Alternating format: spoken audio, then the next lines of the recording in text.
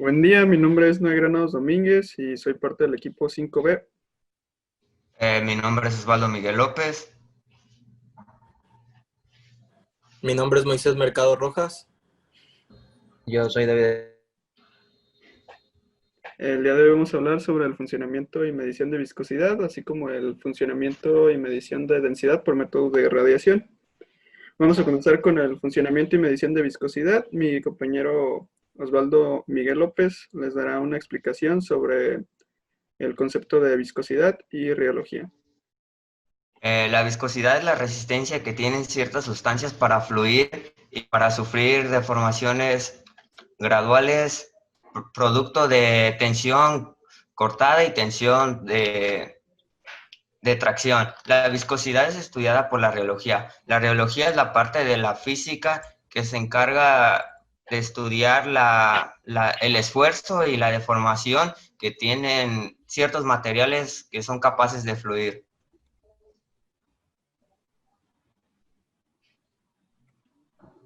La calidad es la vital importancia en la fabricación de los productos alimenticios, ya que en una mala calidad puede producirse un largo periodo de tensión en el proceso de producción. La medición de viscosidad no es un problema menor. Datos físicos como una temperatura de presión y viscosidad va a influenciar la viscosidad, por lo tanto debemos estar atentos a la viscosidad de nuestros productos. Sin falta en el proceso. En la antigüedad solíamos utilizar métodos bastante primitivos para calcular la densidad, como por ejemplo derramar la sustancia que queremos medir en una superficie inclinada, y dependiendo qué tan rápido se deslice, esta sería su viscosidad. Actualmente contamos con equipos muchísimo más sofisticados, como por ejemplo el viscosímetro, el reómetro e incluso algunos caudalímetros que utilizan el principio de Coriolis.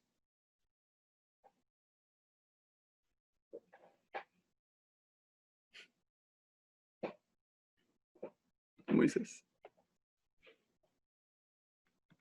El viscosímetro rotacional analógico cuenta con un resorte. Este resorte se verá deformado al momento de girar la aguja en la sustancia que se está midiendo. La aguja, cuando se está midiendo la sustancia, al estar girando la aguja en la sustancia que deseamos medir, la sustancia va a presentar resistencia. Esta resistencia se va a ver reflejada en la deformación de nuestro resorte. Si el resorte está muy deformado, la viscosidad de la sustancia va a ser mayor, pero si el resorte conserva su forma, la viscosidad será menor. A continuación les presentaremos un video para que quede más claro.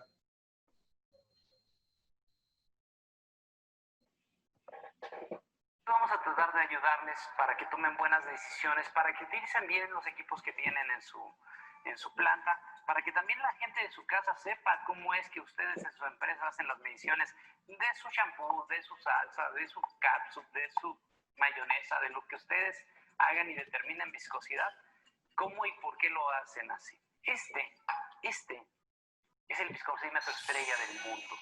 A nivel mundial fue lo primero que existió y hoy se sigue reproduciendo después de más de 30 años, el mismo equipo, solamente con algunas variables, cambios para poder darle otras velocidades, ponerle un nivel, cosas y detallitos, pero en esencia no ha cambiado nada. ¿Cómo funciona este equipo? Es muy sencillo. Tenemos un resorte, ese resorte está aquí en medio, es el corazón de todo. Ese resorte sufre una deformación. Esa deformación la va a presentar la muestra que vas a medir. ¿Con qué? Esa muestra la vas a colocar, le vas a colocar una aguja. Hay muchas medidas de agujas, de lo cual hablaremos después. Esta aguja, al estar sometida bajo la oposición que presente la solución, va a generar una resistencia a la deformación de ese resorte tensor. Ustedes van a ver aquí una escala de 0 al 100, que es el porcentaje de torsión de ese resorte. Lo más que se puede comprimir es 100, lo menos es 0. Entonces, si te da 50, quiere decir que se comprimió al 50%. Muy bien, entonces Esto lo único que nos genera es que ese resorte te indique cuánto se deformó. Una vez que tú sepas cuánto se deformó, gracias a tablas que correlacionan la fuerza de deformación, el torque de deformación de este y las dimensiones de las agujas y el volumen que utilizas. Una vez que conoces eso, tú puedes calcular y darle un valor cuantitativo a la viscosidad. Entonces, este es el equipo. ¿Y de qué funciona? De un motor, de un resorte, de una flecha se le llama, y de un soporte. Este soporte es un soporte flotante que está aquí adentro y es donde se coloca esta flecha.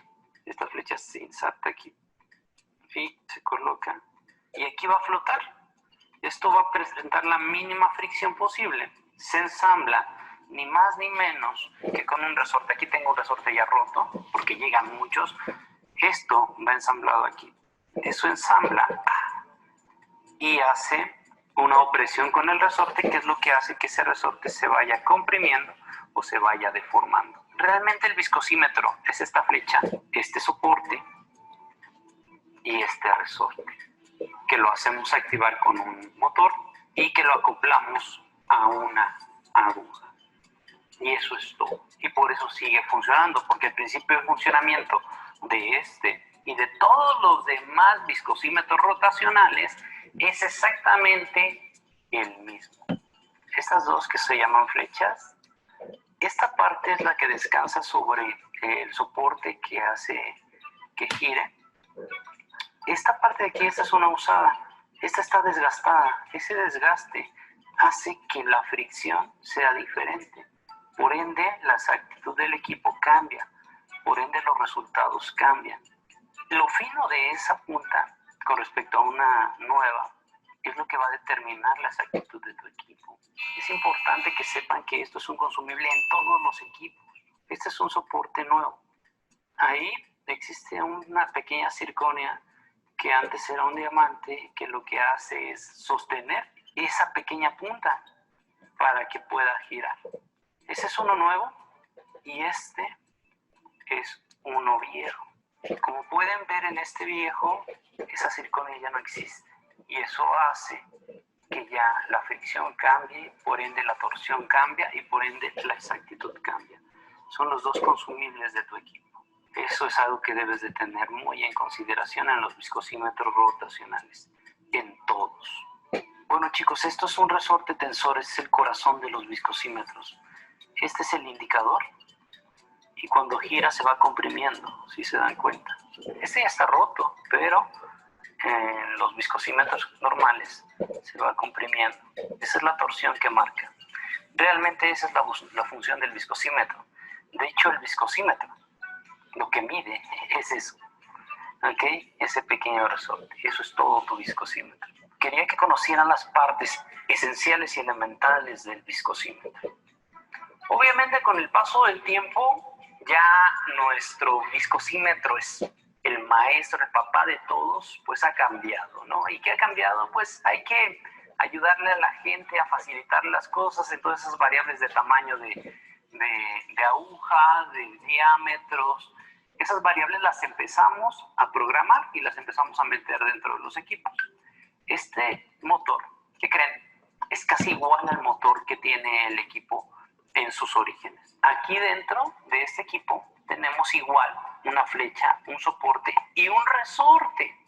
Pero ese resorte ya va acoplado a algo que se llama transductor. Ese transductor lo único que hace es traducir, convertir esa señal física análoga a una señal digital.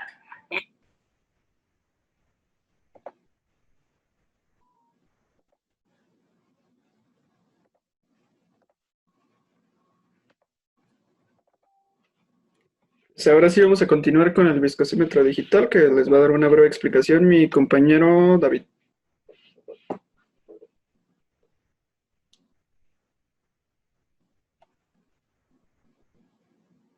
Estás en silencio.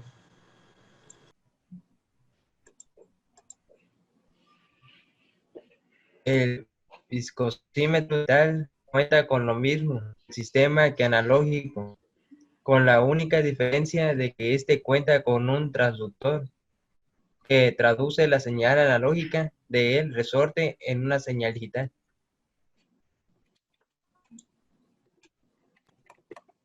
El reómetro es un material de laboratorio empleado para medir el esfuerzo y la viscosidad con la que un líquido fluye, o algún tipo de mezcla exponiendo a una determinada fuerza. Su estructura mecánica permite determinar el fluido de aquellas sustancias líquidas que no tienen definido valor de viscosidad. Estas mezclas por lo general requieren ser ajustadas y medidas con parámetros muchos más ajustados que los que utilizando un viscosímetro.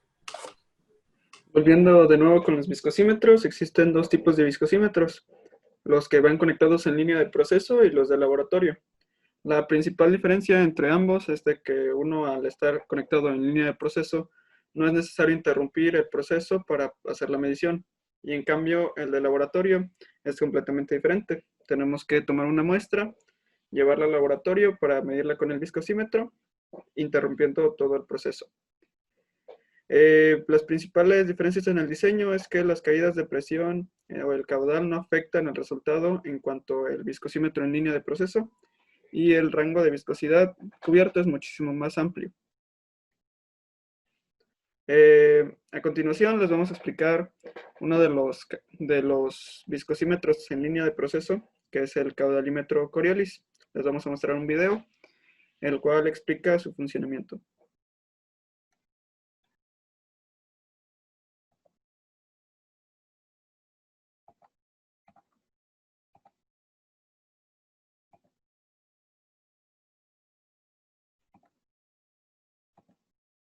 Siemens funciona según el mismo principio.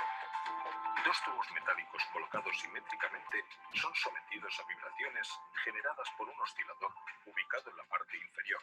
Los tubos vibran con una frecuencia propia de manera similar a un diapasón. La vibración es medida con gran exactitud por dos pickups, tanto en el lado de entrada como de salida. Al fluir líquidos o gases a través de los tubos, se produce un desfase, tal y como ocurre con la manguera de agua. Los pickups miden el desfase espacial y temporal.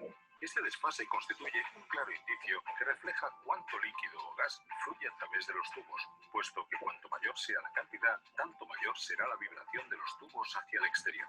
Esta vez, Siemens no solo presenta un nuevo aparato Coriolis para medir caudales masivos.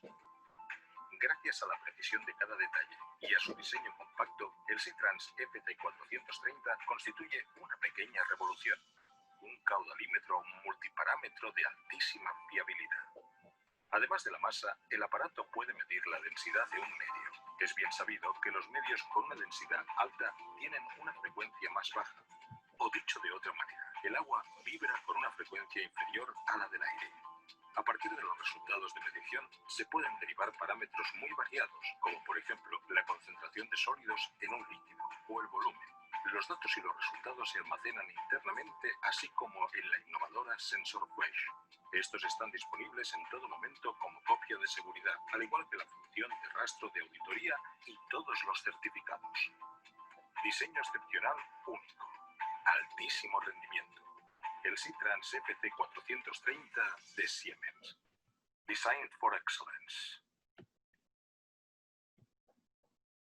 Pues una vez explicado el funcionamiento del caudalímetro Coriolis, creo que podemos pasar a la presentación del método de la medición de densidad por método de radiación.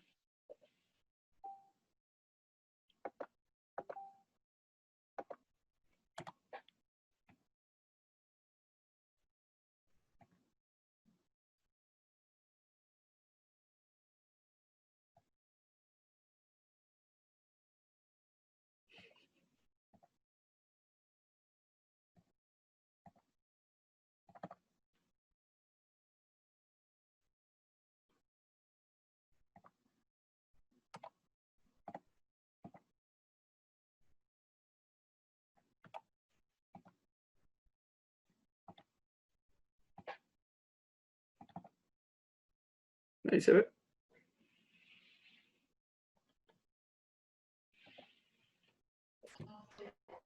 Sí. Ok.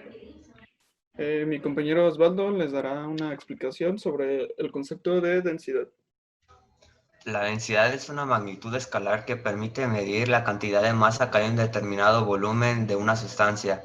La densidad es una de las propiedades físicas de la materia y puede observarse en sustancias en sus distintos estados, como sólido, líquido y gaseoso.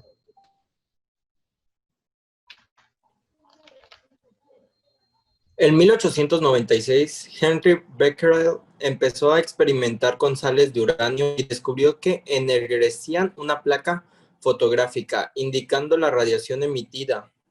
En 1897, Marie Curie hizo más investigaciones sobre la radiación de compuestos de uranio y acuño. La radioactividad, en honor a ella, la unidad de medición de radioactividad se llama Curie. Bueno, pues como comentó mi compañero Moisés, la radiactividad es muy importante, es el proceso por el cual el núcleo atómico inestable pierde energía mediante emisión de radiación como una partícula alfa, partícula beta con neutrino. Les voy a explicar cómo funciona el método de radioactividad en la medición de la densidad. La intensidad de ondas de radiación que atraviesa la materia se atenúa en función del espesor de esta. Por lo tanto, registrando la radiación no absorbida, se puede determinar el espesor del material. Si el espesor es mayor, los rayos gamma que atravesarán la sustancia serán más débiles y al ser medida, se tendrá una señal muchísimo más débil. Esto tiene muchísimas aplicaciones en la industria, donde se necesita conocer si cierto producto tiene un espesor uniforme deseado, por lo que el método se modifica para que se indiquen las variables del espesor. Se puede diseñar la maquinaria para que se corrija el espesor del producto automáticamente al detectar anomalías.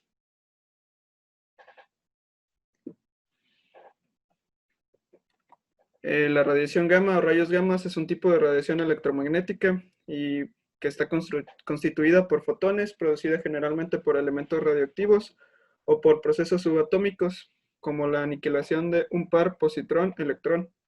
También se generan fenómenos astrofísicos de gran violencia. El sensor está situado en el lado opuesto del depósito y este recibe la radiación del proceso.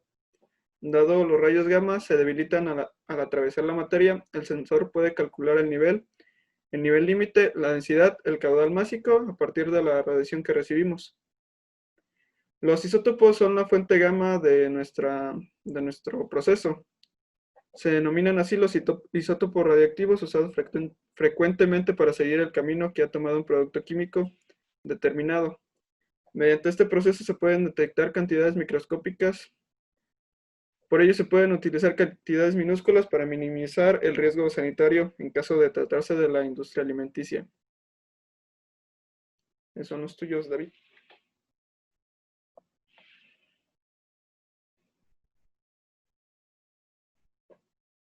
Estás muteado. Los instrumentos radiométricos en la industria.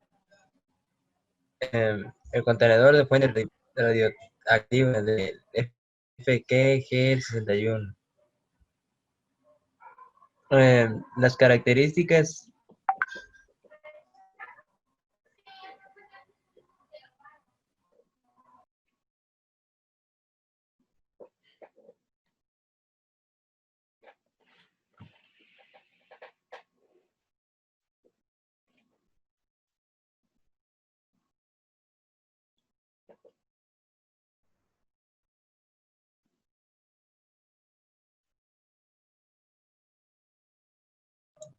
en medición de nivel radiométrico y densidad de gamma del FMG50.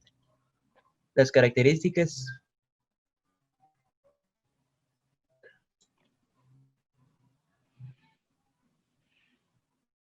ahí está. La fuente de radiación gamma del Garmapilon F6G61. Características: es isótopo de cobalto de 60, tiene una vida de 5 a 3 años, La temperatura del ambiente es de menos 20 grados Celsius a 250 grados Celsius. Pues la presión absoluta es cualquiera. Las especialidades es el acero 1.54, 121. La clasificación es el C666. Cálculo por actividad al aplicador.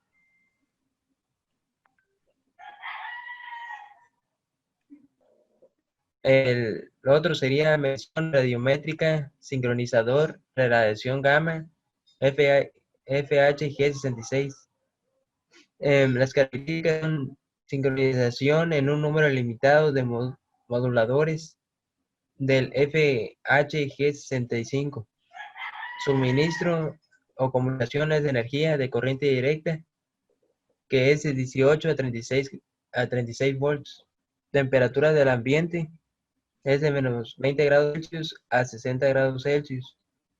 Montado en la fila de separación lateral de menos 20 grados Celsius a 50 grados Celsius. La instalación de la carcasa protectora es de menos 20 grados Celsius a 40 grados Celsius.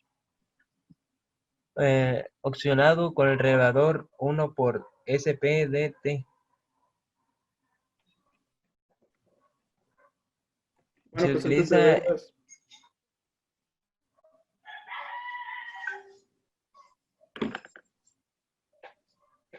antes de ver las ventajas, antes de ver las ventajas de los equipos que vamos a utilizar, voy a poner un video en el cual se explica más detalladamente el proceso de la medición radiométrica.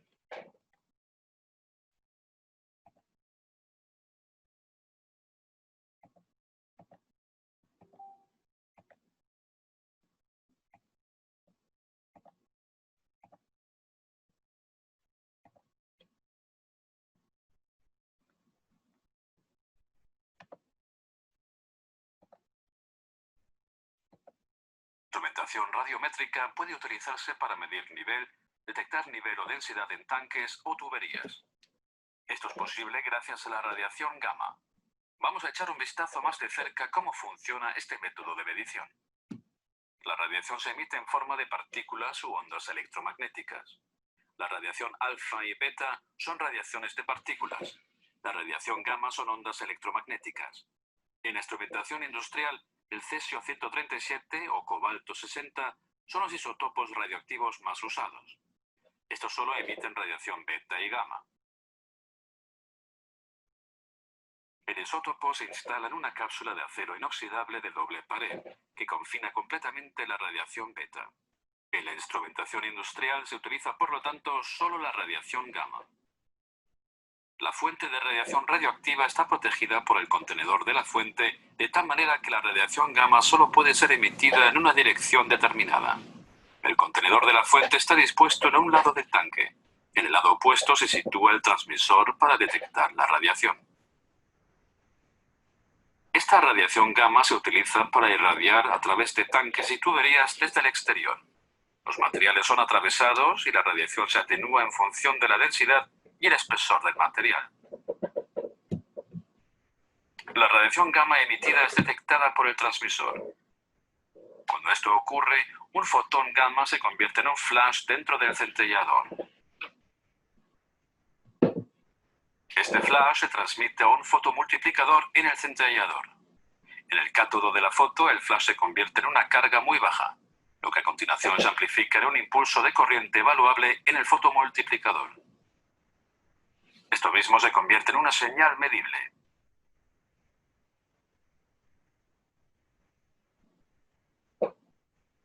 Cuanto más alto sea el nivel o mayor sea la densidad, más radiación será absorbida por el producto. La radiación se reduce en el detector y se convierte en el correspondiente valor medido. Los instrumentos, de acuerdo con el principio de medición radiométrica de Endres y Hauser, le proporcionan medición de nivel, detección de nivel y medición de densidad en las condiciones de proceso más adversas, tanto en altas presiones como en altas temperaturas, así como en medios corrosivos y abrasivos. Tenemos la solución adecuada para cualquier aplicación. Endres y Hauser.